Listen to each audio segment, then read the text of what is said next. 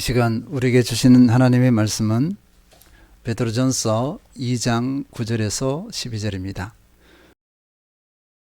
그러나 너희는 택하신 족속이요 왕같은 제사장들이요 거룩한 나라요 그의 소유가 된 백성이니 이는 너희를 어두운 데서 불러내어 그의 기이한 빛에 들어가게 하신 뒤에 아름다운 덕을 선포하게 하려 하심이라. 너희가 전에는 백성이 아니더니 이제는 하나님의 백성이요 전에는 긍휼을 얻지 못하였더니 이제는 긍휼을 얻은 자니라. 사랑하는 자들아, 고리민과 나그네 같은 너희를 권하노니 영혼을 거슬러 싸우는 육체의 종욕을 제어하라. 너희가 이방인 중에서 행실을 선하게 가져 너희를 악행한다고 비방하는 자들로 하여금 너희 선한 일을 보고 오시는 날에 하나님께 영광을 돌리게 하려 함이라. 아멘. 오늘은 나그네의 인생이라는 제목으로 말씀을 나누도록 하겠습니다. 우리 대한민국 사람만큼 바쁜 삶을 살아가는 사람들이 있을까? 우리는 먹고 살기 위해서 열심히 일했습니다. 그리고 더 잘 살기 위해서 열심히 일했습니다. 그 열심으로 인해 지금의 이 풍요를 누리는지도 모르겠습니다. 이런 우리에게 뭔가 새로운 트렌드가 형성되기 시작했습니다. 워라밸입니다. 워라밸은 일과 삶의 균형을 뜻하는 영어 Work and Life Balance의 줄임말입니다. 장시간 노동을 줄이고 일과 개인적인 삶의 균형을 맞추는 신조어라 할 수 있습니다. 거창한 성공을 꿈꾸기보다 일상을 즐기려는 젊은 직장인 세대의 라이프 스타일을 일컫습니다. 영미권에서는 1970년대부터 등장하기 시작했습니다. 우리나라에서는 2018년부터 새롭게 주목받기 시작했습니다.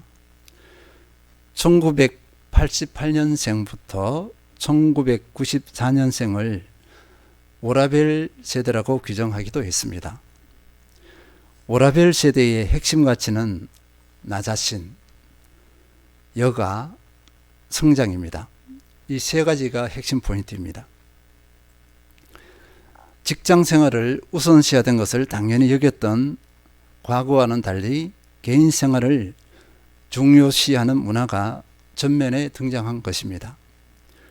큰 성공보다는 소소하고 일상적인 것에서 만족을 찾는 경향이 강해졌다는 것입니다. 이것을 소확행이라고도 합니다. 작지만 확실한 행복이라는 뜻입니다. 그런데 우리는 여기서 이런 질문을 해볼 필요가 있습니다. 워라밸을 추구할 때 인생의 본질적인 것에 대한 질문이 있느냐 하는 것입니다. 나는 누구인가? 왜 사는가? 어떻게 살아가야 하는가? 라는 질문입니다. 이 질문에 대한 답을 얻지 못한 가운데의 워라밸은 또 다른 공허에 부딪힐 수 있습니다.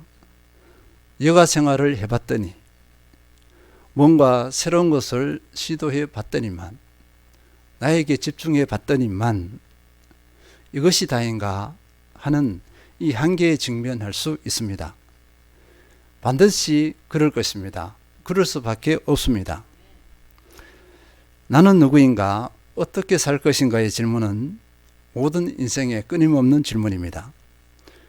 이것을 발견했을 때 삶의 의미를 찾고 가치 있는 삶을 살 수 있기 때문입니다. 인생의 의미와 목적에 대한 질문은 역사 이래 모든 인생의 관심사였습니다. 철학의 주요한 주제가 인생론인 것은 당연합니다. 철학자들마다 갖가지 답을 내놓았습니다. 소크라테스는요, 인생의 목적은 덕을 추구하고 도덕적 완성을 이루는 데 있다. 아리스토텔레스, 행복이 인생의 궁극적 목표이다. 이런 등입니다. 모든 종교도 당연히 이 질문을 하고 답을 내놓았습니다. 모두 그럴듯하고 어느 정도 일리가 있습니다. 그런데 궁극적인 답은 아닙니다. 하나님께서 주시는 일반 은총 안에서 답을 얻었기 때문입니다. 나는 누구인가? 왜 사는가? 어떻게 살 것인가에 대한 답은 하나님께 있습니다. 하나님께서는 창조주 하나님이십니다. 하나님께서 사람을 창조하실 때 그 목적을 가지고 창조하셨습니다.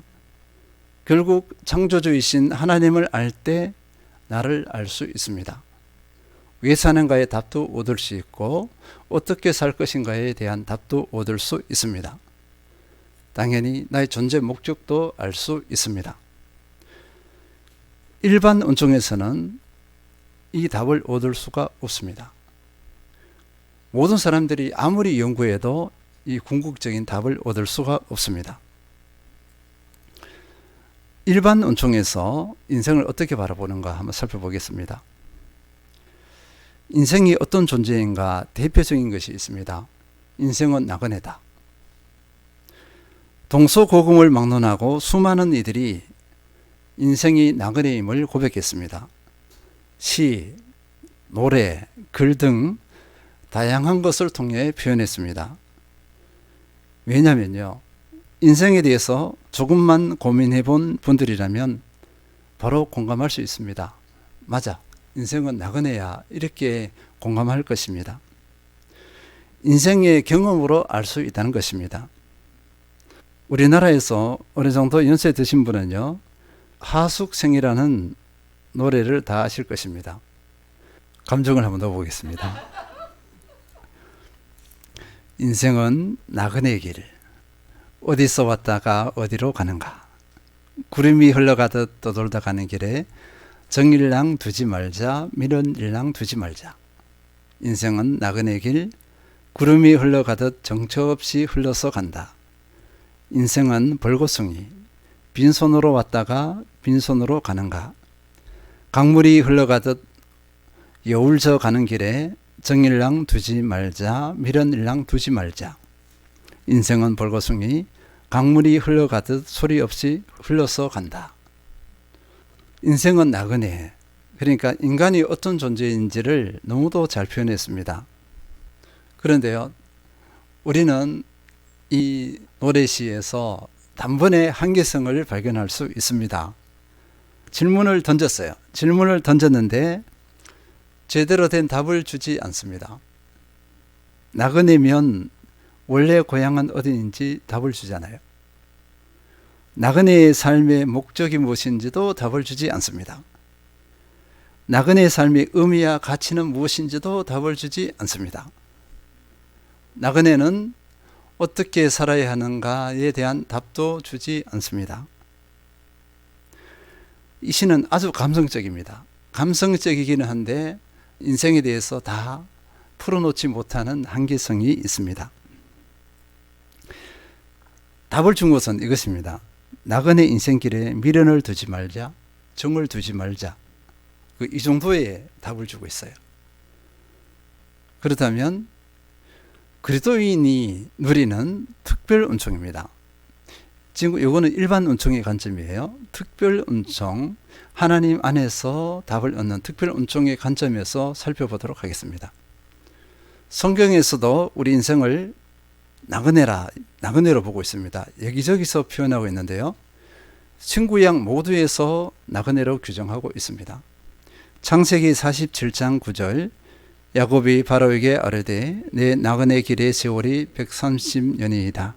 내 나이가 얼마 못되니 우리 조상의 나그네 길에 연조에 미치지 못하나 험악한 세월을 보내었나이다 하고, 야곱은 바로왕 앞에서 자신의 생애를 표현했습니다. 내 나그네의 길의 세월이 130년입니다. 이렇게 고백한 거예요. 야곱이 나그네라고 표현한 것은요, 인생이 짧다는 것을 의미합니다. 나그네 하면 인생이 짧다, 이 표현이에요. 야곱이 젊었을 때는 이 땅의 삶이 다인 것처럼 살았습니다. 형을 속여서 성소권을 빼앗았잖아요. 그러면서 이 땅의 것을 얻기 위해서 투쟁을 벌이듯이 살았어요. 욕망대로 그 삶을 살았다 할 수 있습니다. 그런데 인생의 후반기에 이 땅의 삶은 잠시인 것을 깨달았어요. 그리고 이 땅이 다가 아닌 것도 깨달았습니다. 원래의 고향, 본향이 있다는 것입니다. 그래서 나그네라는 표현을 사용했습니다. 실제로 야곱이 이렇게 표현했지만 아브라함도 그렇고 이삭도 그렇고 다 나그네의 삶이었습니다. 그리고 이후에 모든 성경의 믿음의 선진들의 모든 삶은 무엇을 표현하냐면 우리는 나그네 인생이다, 이것을 표현해 주고 있어요. 성경 전체가 나그네임을 표현해 주고 있습니다. 그러면 신약 보겠습니다. 오늘 본문을 보면요, 베드로는 그리스도인의 신분을 분명히 하고 있습니다. 베드로전서 2장 11절, 사랑하는 자들아 고류민과 나그네 같은 너희를 권하노니 영혼을 거슬러 싸우는 육체의 정욕을 제어하라. 사랑하는 자들아 고르민과 나그네 같은 너희를 권하노니, 여기서 사랑하는 자들은요, 불신자들이 아니라 믿는 사람들입니다. 믿음의 사람들, 그리스도인은 어떤 존재냐 하면요, 고르민과 나그네 같은, 이렇게 했습니다. 여기서 고르민은 외국인입니다. 외국인이라 그러면은 모국이 있어요. 그 다음에 나그네라 그러면 원래 고향이 있습니다. 여기서 다시 확인하는 것은요, 나그네는 잠깐이라는 이런 의미입니다. 이 땅에서의 삶이 잠깐이다, 이렇게 볼 수 있겠습니다. 외국인의 삶도 잠깐이고 나그네의 삶도 잠깐이다. 모세는 이렇게 고백했습니다. 시편 90편 10절, 우리의 연수가 70이요 강건하면 80이라도 그 연수의 자랑은 수고와 슬픔뿐이요 신속히 가니 우리가 날아가나이다. 우리의 연수가 70, 강건하면 80, 그런데 이 연수가 천천히 가는 것이 아니라 신속히 휙 화살처럼 휙 날아가 버립니다. 우리 생애가 짧다. 이게 나그네의 삶과 같다는 것입니다. 그러면 그리스도인에게서 본국, 모국이죠. 모국과 원래 고향은 어디인가? 히브리서 11장 8절에서 9절, 믿음으로 아브라함은 부르심을 받았을 때에 순종하여 장래의 유업으로 받을 땅에 나아갈새 갈 바를 알지 못하고 나아갔으며, 믿음으로 그가 이방의 땅에 있는 것 같이 약속의 땅에 거류하여 동일한 약속을 유업으로 함께 받은 이삭 및 야곱과 더불어 장막에 거하였으니, 믿음으로 아브라함은 순종하여서 하나님께서 약속하신 그 가나안 땅으로 향해 갔습니다. 그리고 그곳에 거주했습니다. 그런데요, 그곳에 거주하는 모습이 좀 특이합니다. 그곳에서 가나안 땅에서 집을 짓고 농사를 지으면서 산 것이 아니라 장막 텐트를 치고 살았습니다. 목축업을 했다는 것입니다. 한 곳에 정착하여서 부를 쌓으면서 그 땅에 소망을 두고 살지 않았다는 것입니다. 왜 그랬냐면요, 아브라함은 거룩한 소망이 있었기 때문입니다. 히브리서 11장 10절, 이는 그가 하나님이 계획하시고 지으실 터가 있는 성을 바랐습니다. 하나님이 계획하시고 지으실 터가 있는 성을 바랐습니다. 이렇게 했습니다. 아브라함은 이 땅에서의 삶은 잠깐이다, 이것을 알고 있었습니다. 그리고 자신의 궁극적인 소망, 그 바라는 것이 무엇인지도 알았습니다. 궁극적인 소망, 바라는 것은요, 하나님께서 계획하시고 지으실 터, 그것을 소망했습니다. 그것이 무엇일까요? 하늘입니다. 하늘. 천국입니다. 천국. 그러기에 이 땅에서의 삶에 소망을 두지 않고 나그네로서의 삶을 주석했어요. 부를 쌓아서 영광을 누리지 않았습니다. 목축업에 그것에 감사하면서 또 텐트를 쳐고 거두고, 텐트를 치고 거두면서 이동하는 삶을 살았습니다. 이것이 나그네의 삶의 모습입니다. 히브리서 11장 16절에서는 구체적으로 밝히고 있습니다. 그들이 이제는 더 나은 본향을 곧 하늘에 있는 것이라, 이러므로 하나님이 그들의 하나님이라 일컬음을 받으심을 부끄러워하지 아니하시고 그들을 위하여 한 성을 예비하셨느니라. 아브라함이 소망했던 것은요, 이 땅보다 더 나은 곳입니다. 더 나은 곳, 바로 본향입니다. 원래의 고향이라는 것이죠. 하늘의 고향, 이렇게 볼 수 있겠습니다. 그리스도인의 모국은 하늘입니다. 하늘나라라는 것입니다. 하나님께서는 믿는 자, 그리스도인의 하나님 되심을 부끄러워하지 않으시다고 했어요. 우리를 부끄러워하지 않으신다. 그리스도인을 자랑스러운 자기 백성으로 삼으신다, 여기신다, 이렇게 말씀하고 있습니다. 본향이 하늘인 사람의 존재, 그리스도인은 어떤 존재인가? 베드로전서 2장 10절을 보겠습니다. 너희가 전에는 백성이 아니더니 이제는 하나님의 백성이요 전에는 긍휼을 얻지 못하였더니 이제는 긍휼을 얻은 자니라. 본향이 하늘인 사람의 존재, 그 실체는요, 그 믿음의 사람이라 할 수 있어요. 믿음의 사람은요, 하나님의 백성이라는 것입니다. 하나님의 백성은 하나님께서 직접 통치하시는 존재가 됩니다. 하나님의 백성이기 때문에 그 통치권자는 하나님이세요. 하나님의 통치 아래에 있는 사람입니다. 그 다음에요, 하나님께서 통치하신다는 것은 하나님께서 전적으로 보호하신다. 하나님께서 전적으로 지키시고 보호하시고 그 삶을 온전히 보장하신다, 이렇게 볼 수 있습니다. 하나님께서 책임지시는 존재입니다. 그것이 하늘에 속한 사람, 그리스도인의 삶의 모습입니다. 그리고 하나님께서는요, 인생의 연약함에 대해서 어떻게 하시냐? 긍휼입니다. 자기 백성의 연약함에 대해서는 긍휼을 베푸십니다.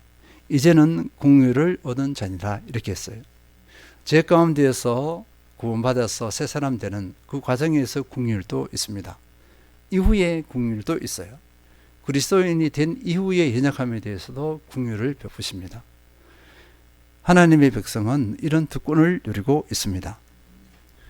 골로새서 3장 3절에서는요, 그리스도인의 신분을 아주 고상하게 표현하고 있습니다. 이는 너희가 죽었고 너희 생명이 그리스도와 함께 하나님 안에 감추어져 있습니다. 하늘에 속한 사람이 어떤 존재인가?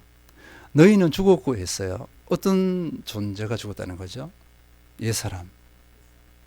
옛사람, 예수 그리스도를 믿기 전에 옛사람은 죽었어요. 예수 그리스도를 믿음으로 그리스도의 피값으로 새 생명은 살아났습니다. 이 상태를 너희는 죽었고 이렇게 한 거예요. 그리고 이 새 생명은 그리스도와 함께 하나님 안에 감추어져 있다. 이것이 그리스도인의 실존입니다. 나의 생명이, 나의 실제적인 생명이 하나님 안에 감추어져 있어요. 근데 우리의 지금 발은 어디에 있죠? 이 땅 가운데 있습니다. 실제로는 예수님이 하나님 안에 있어. 이것이 나의 실존이에요. 그런데 여기서는 잠깐입니다. 나그네로서 잠깐 이 땅에 발을 디디고 있을 뿐입니다. 그러면 나그네는 어떤 삶을 살아야 하는가? 베드로전서 2장 9절입니다. 그러나 너희는 택하신 족속이요 왕같은 제사장들이요 거룩한 나라요 그의 소유가 된 백성이니 이는 너희를 어두운 데서 불러내어 그의 기이한 빛에 들어가게 하신 이에 아름다운 덕을 선포하게 하려 하심이라. 베드로전서 2장 9절은요, 그리스도인이 어떤 신분을 가졌는지를 보여주고, 그러면 하나님께서 이런 거룩한 신분을 허락해 주셨잖아요. 그러면 어떠한 삶을 살아야 하는지, 왜 그 신분을 줬는지 또 답을 주고 있어요. 하반절 다시 읽겠습니다. 이는 너희를 어두운 데서 불러내어 그의 기이한 빛에 들어가게 하신 이의 아름다운 덕을 선포하게 하려 하심이라. 나그네의 삶은요, 첫째, 그리스도의 아름다운 덕을 선포하는 삶입니다. 예수 그리스도의 아름다운 덕을 선포해야 합니다. 이 땅에 살 동안. 이 삶이 가장 가치 있는 삶이고 하나님께서 우리에게 주신 사명이에요. 그리스도의 아름다운 덕, 하나님의 아름다운 덕입니다. 첫 번째는요, 사랑이잖아요. 하나님께서 나를 사랑하시고 우리를 사랑하시는 그 사랑을 증거해야 됩니다. 예수 그리스도의 죽으심과 부활은 기본이에요. 그것에 대해서 마음껏 선포해야 되고 우리는 그것을 부끄러워하지 않아야 합니다. 현대 그리스도인의 또 단점 중에 하나는 뭐냐면요, 예수 그리스도의 아름다운 덕을 선포하기를 부끄러워하는 것입니다. 예수 그리스도의 죽으심과 부활에 대해서 확신과 당당함으로 선포하지 못해요. 그것을 부끄러워한다는 것입니다. 부끄러워해서는 안 됩니다. 왜냐하면 그것을 부끄러워한다는 것은 우리의 사명을 저버리는 것과 같아요. 그리고 예수 그리스도의 섬김, 예수 그리스도의 성품, 예수 그리스도의 겸손, 온유 등 이 하나님의 아름다움, 예수 그리스도의 아름다운 그 속성들을 선포해야 한다는 것입니다. 선포하는 것 중에서 우리가 입으로 선포하지만 이 부분에서 우리가 조심해야 할 것은요, 내 삶이 변화되지 않을 때, 내 삶으로 증거하지 않을 때는 효과가 나타나지 않습니다. 세상은 그때 뭘 하죠? 손가락질 하면서 니나 잘했어요. 이렇게 되어집니다. 두 번째 보겠습니다. 베드로전서 2장 11절 사랑하는 자들아 거류민과 나그네 같은 너희를 권하노니 영혼을 거슬러 싸우는 육체의 정욕을 제어하라. 두 번째는요, 육체의 정욕을 제어하는 삶입니다. 이 육체의 정욕에 대해서 요한일서 2장 15절 16절이 밝히 보여주고 있습니다. 이 세상이나 세상에 있는 것들을 사랑하지 말라. 누구든지 세상을 사랑하면 아버지의 사랑이 그 안에 있지 아니하니 이는 세상에 있는 모든 것이 육신의 정욕과 안목의 정욕과 이생의 자랑이니 다 아버지께로부터 온 것이 아니요 세상으로부터 온 것이라. 육신의 정욕과 대비해서 이 세상이나 세상에 있는 것들 이렇게 두 가지를 같이 가고 있어요. 이게 무슨 말이냐면요, 육체의 정욕을 제어하라는 것은 세상이나 세상에 있는 것들을 사랑하는 것을 제어하라는 것입니다. 세상이나 세상에 있는 것들은요, 하나님께로부터 온 것이 아니에요. 하나님의 사랑이 그 안에 있지 않습니다. 그러하기 때문에 이 세상이나 세상에 있는 것을 사랑하지 말라. 근데 이 세상이나 세상에 있는 것을 사랑하게 되면 나타나는 증상이 있습니다. 16절 육신의 정욕, 안목의 정욕, 이생의 자랑이에요. 육신의 정욕, 하나님 없이 내가 이 땅에서 얻고자 하는 모든 욕망들을 의미합니다. 악한 욕망이죠. 이 땅에서 성취를 위해서 그것으로서 자기 만족, 행복을 얻으려 하는 것, 이것을 육신의 정욕으로 보면 되겠습니다. 안목의 정욕, 우리가 흔히 말하는 눈으로 보면서 짓는 죄를 의미해요. 쾌락입니다. 쾌락. 그리고 이생의 자랑은 내가 가진 것하고 내가 소유한 것을 자랑하는 것입니다. 그러니까 이 모든 것이요, 하나님께로부터 온 거예요? 아니에요? 아니에요. 이 땅에 있는 것입니다. 참 어리석죠? 앞에서 무엇을 자랑해라 했죠? 하늘에 있는 것, 하나님의 것을 자랑해야 되는데, 그리스도의 아름다운 덕을 선전해야 되는데요, 육신의 정욕은요, 이 땅의 것을 자랑합니다. 하늘의 것이 아니라 이 땅의 것을 자랑해요. 자랑한다는 것은 이 땅에 소망을 두었다, 이렇게 볼 수 있습니다. 그래서 육신의 정욕을 제어해야 합니다. 요한일서 2장 17절 이 세상도 그 정욕도 지나가되 오직 하나님의 뜻을 행하는 자는 영원히 거하느니라. 그 결과입니다. 정욕대로 삶을 산 결과는요, 다 사라지고 없어져요. 여기서 성취한 것, 성공한 것, 내가 이런 것, 모든 것 다 사라져. 그런데요, 하나님의 뜻을 행한 사람, 하나님의 뜻대로 순종하면서 거룩한 삶을 살았던 것은 영원히 가요. 예수 그리스도의 아름다운 덕을 전했잖아요. 이것은 영원히 갑니다. 하나님 앞에 영원히 기억됩니다. 그래서 우리는 이 땅에서의 그 정욕을 제어해야 합니다. 십자가의 못을 박아야 합니다. 세 번째는요, 거듭난 삶입니다. 베드로전서 2장 12절 너희가 이방인 중에서 행실을 선하게 가져 너희를 악행하다고 비방하는 자들 하여금 너희 선한 일을 보고 오시는 날에 하나님께 영광을 돌리게 하려 함이라. 베드로는요, 그리스도인들에게 이렇게 주문하고 있습니다. 이방인 중에서 했어요. 이방인을 즉 안 믿는 사람이라고 보면 되겠습니다. 이 땅 세상 가운데 있는 사람들 앞에서 행실을 선하게 하여, 세상 사람들은 그리스도인 또는 교회에 대해서 부정적인 시야를 가질 수가 있어요. 그런데 행실을 선하게 가져서 우리의 변화된 새로운 삶을 보고서 그 사람들이 우리를 제대로 알게끔 하라, 이것입니다. 너희 선한 일을 보고 오시는 날에 있습니다. 그 오시는 날에 대해서 여러 가지 의미가 있습니다. 뭐 해석이 여러 가지인데 그 중에 아주 중요한 해석 중에 하나는요. 오시는 날 세상 사람들이 이제 인정을 하는 거예요. 우리의 삶을 인정하는 것입니다.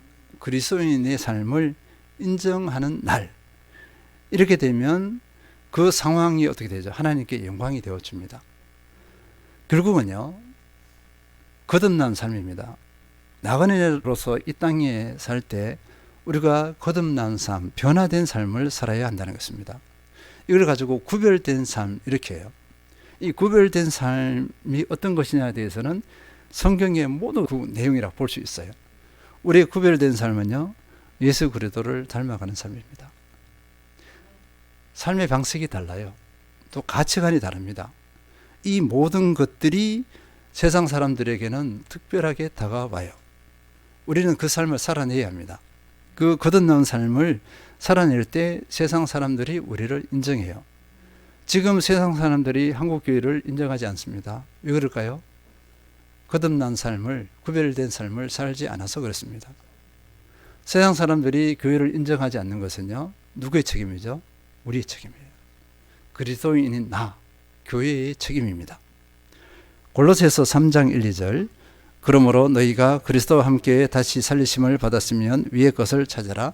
거기는 그리스도께서 하나님 우편에 앉아 계시느니라. 위의 것을 생각하고 땅의 것을 생각하지 말라.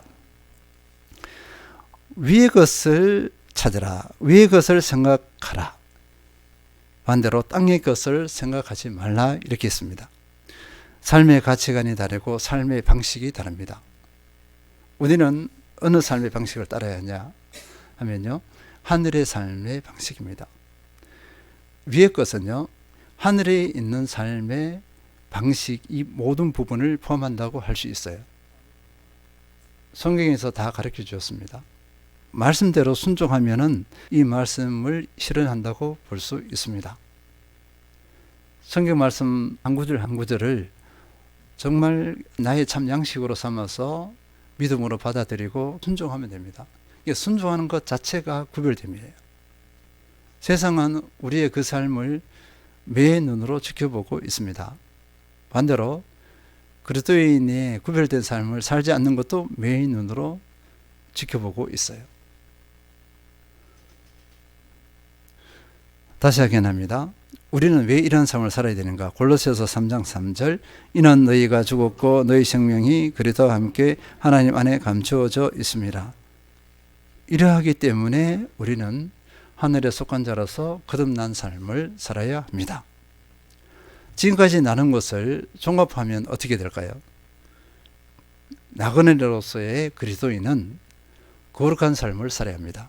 베드로전서 1장 15절에서 16절 오직 너희를 부르신 거룩한 이처럼 너희도 모든 행실에 거룩한 자가 되라. 기록되었으되 내가 거룩하니 너희도 거룩할지어다 하셨느니라. 거룩이라는 단어가 참으로 이렇게 명확하게 이것이라 규정하기가 쉽지 않아요. 그런데요, 거룩이라는 이 단어 속에서는 우리는 뭔가 구체적으로 딱 잡지는 못하지만 전체적인 것은 흐름은 다 알고 있습니다. 느낌은 알고 있어요. 지금까지 나눈 요거 세 가지 이 자체가 거룩이라는 것을 알고 있습니다. 그러면 우리는 거룩을 추구해야 합니다. 거룩한 삶을 살 때 구별됨이 있어요. 정리하겠습니다. 나는 누구인가? 어떻게 살 것인가? 내 삶의 목적은? 이 질문은 항시해야 하는 질문입니다. 그리고 그 질문에 대한 답은요, 내가 막 연구해서 찾아서 될 것은 아닙니다. 이 답을 위해서는 주님 앞에 엎드려야 됩니다. 기도하고 말씀으로써 그 답을 찾아야 합니다. 이 질문에 대한 답을 얻으면 우리 인생이 나그네라는 이 개념이 내 것이 되어지면은 이 땅에서 내가 어떻게 살 것인가에 대한 분명한 답을 이미 얻은 것이나 마찬가지입니다. 그러면 삶을 추구하는 것이 달라지죠. 방향성이 이미 달라지게 됩니다. 그 가운데서 구별된 삶이 나타납니다. 베드로전서 1장 17절 외모로 보지 않고 각 사람의 행위대로 심판하시는 이를 너희가 아버지라 부른즉 너희가 나그네로 있을 때를 두려움으로 지내라. 우리가 나그네로 있을 때, 이 땅을 살아갈 때 두려움으로 삶을 살아가라. 하나님을 의식하면서 두려움과 떨림으로 삶을 살아라. 왜냐면요, 얼마 있지 않아서 본국에 돌아가요. 원래 고향으로 돌아갑니다. 그때 하나님께서 계산하세요. 나그네로 어떻게 살았니? 계산하십니다. 나그네로 있을 때 두려움으로, 두렵고 떨림으로 삶을 살아야 합니다. 그리고 답을 주신 것에 대해서 이의를 제기하면 안 돼요. 성경에서 어떻게 살아야 답을 주셨으면 어떻게 그 살아내니까 몸부림을 치면 됩니다. 그렇게 하면 성공한 인생이 되어질 수 있습니다. 승리하시는 모든 성도님들 되시길 축원드립니다.